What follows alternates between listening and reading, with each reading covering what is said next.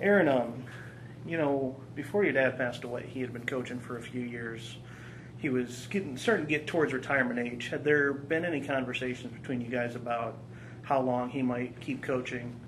Yeah, it's funny you say that. The Saturday before was the Father's Day weekend. And my dad and I went out and played golf on that Saturday, the 20th, and he was obviously killed on the 24th. But on the 20th, we kind of talked, and he said, he hoped that I would tell him when he's lost that passion and drive, or when he couldn't relate and motivate the kids anymore. And, I kind of laughed and said, well, it's going to be a long, long time.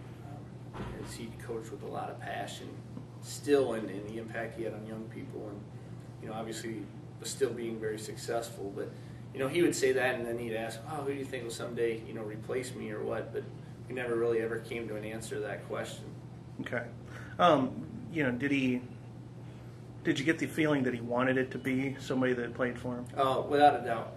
I think it was important to him, somebody who understood AP and our tradition, and, not just the winning, but the little things that he teaches all of his players, and what's important to him, not, the wins and losses, but, developing young men and leaders. And, I think he definitely wanted someone who played for him, and somebody who understood kind of how we did things here at AP.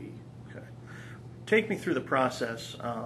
Last winter, last spring, when did Coach Kearns and Coach Wigman come to you and say that they didn't want to do the co-head coaching thing, and they thought that maybe somebody more permanent should be in the right. job?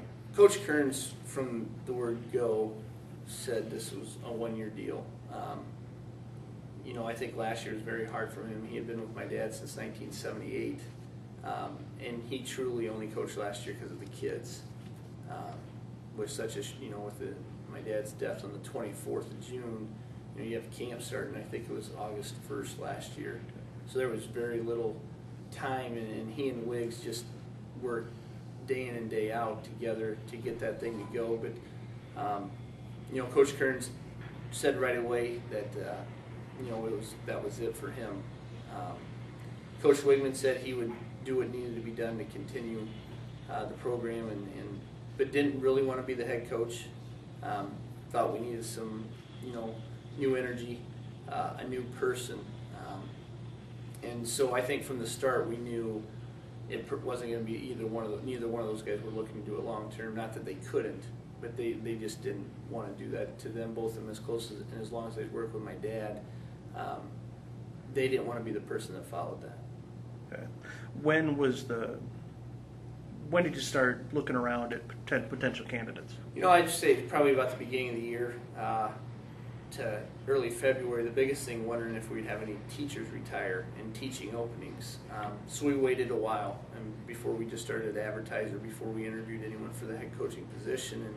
And we didn't have teachers retire, so we didn't have much for teaching openings, going into the school year, which did make the process a little more complicated.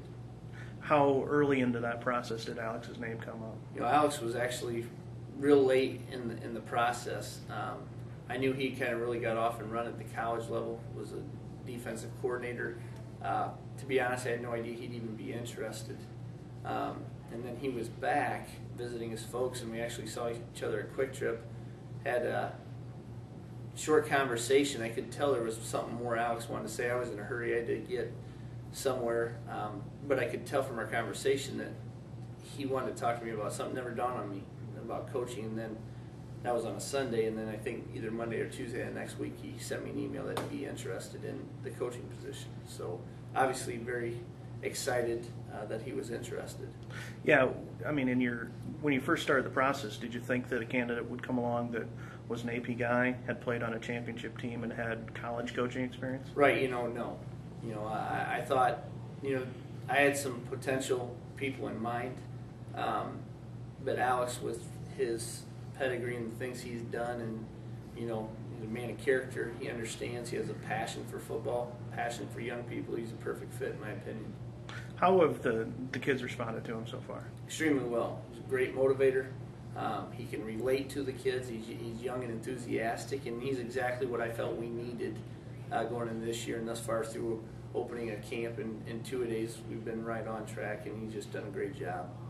As you've been, back and forth from the school, maybe over to the practice field a couple of times, have you noticed any similarities in the way he coaches and the way your dad coached? Yeah, I think the tempo that he runs practice with, being positive with the kids, talking about, it's not just football up there. He's talking to them about making sure they do well in school, how they represent themselves in our community, down the road being leaders. All those things that have been said, millions of times before are continuing, and that to me is really important. Is that one of the most important things you were looking for? Yeah, absolutely. As far as what they want to do, X's and O's, that wasn't my main concern, but the character things and understanding it's not just about winning and losing was huge for me.